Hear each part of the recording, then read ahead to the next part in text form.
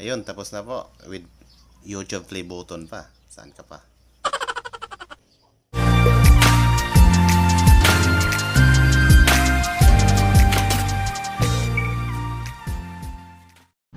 Magandang araw mga boss. Welcome back sa aking channel.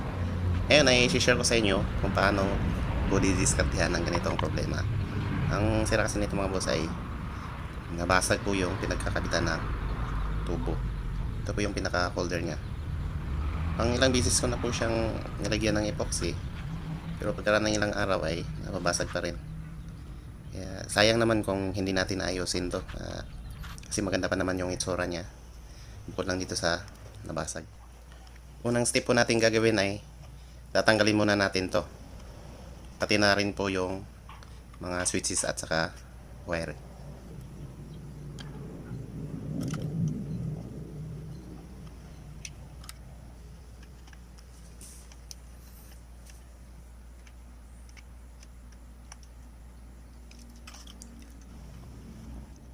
Pag nagputol po tayo ng mga wire ay huwag po nating isagad para may palatandaan po tayo pag ating binalik.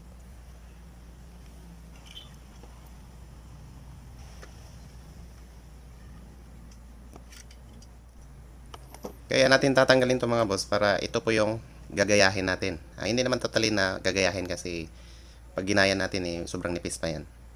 Kahoy kasi yung gagamitin natin. Ito naman po yung ipapalit natin. Hindi ko nasukat kung ilang inches ito. Pinutol ko lang kasi ito sa poste.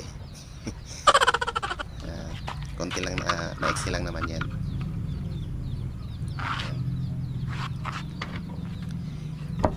Lilinisin na lang muna natin ng planer para makuha po yung eksaktong square.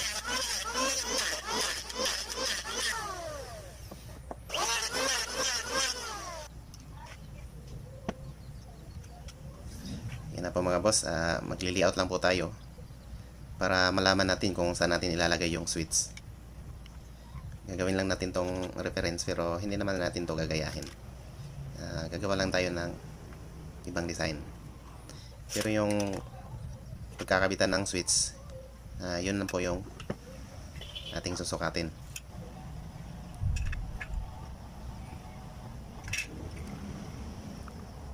Yan po.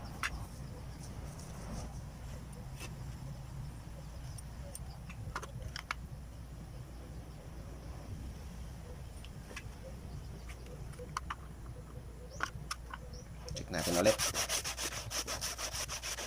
Sobrang makapal kasi mga boss, kaya pinanipisan ko.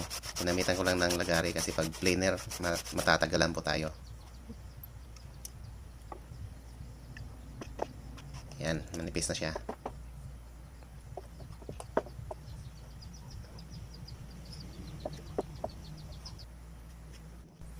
Barinahan lang po natin para hindi po tayo mahirapan sa pagbutas. Kasi gagamitan po natin ng pait.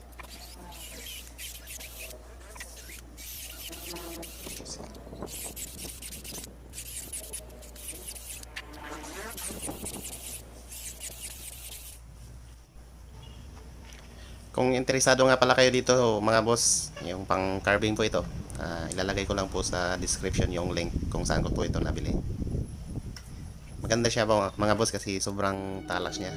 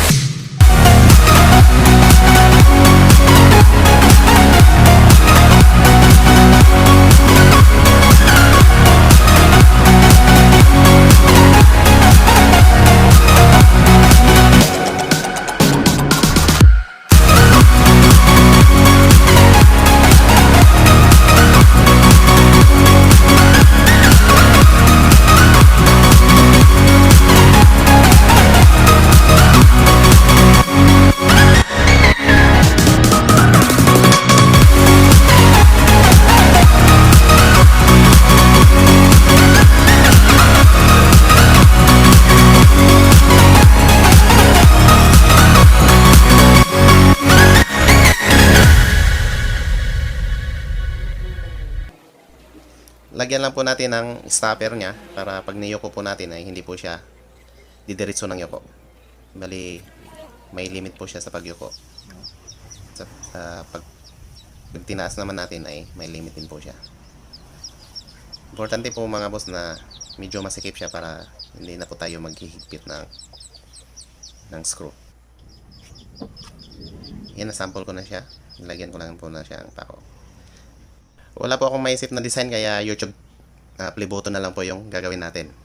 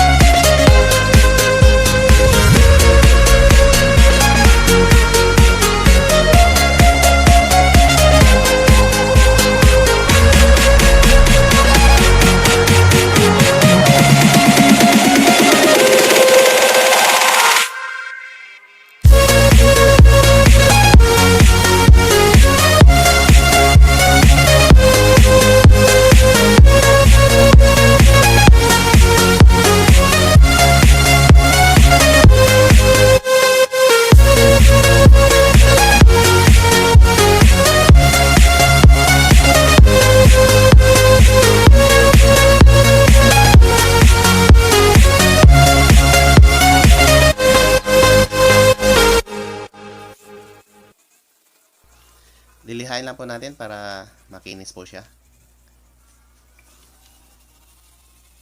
Kasi ito na po yung pinaka final niya.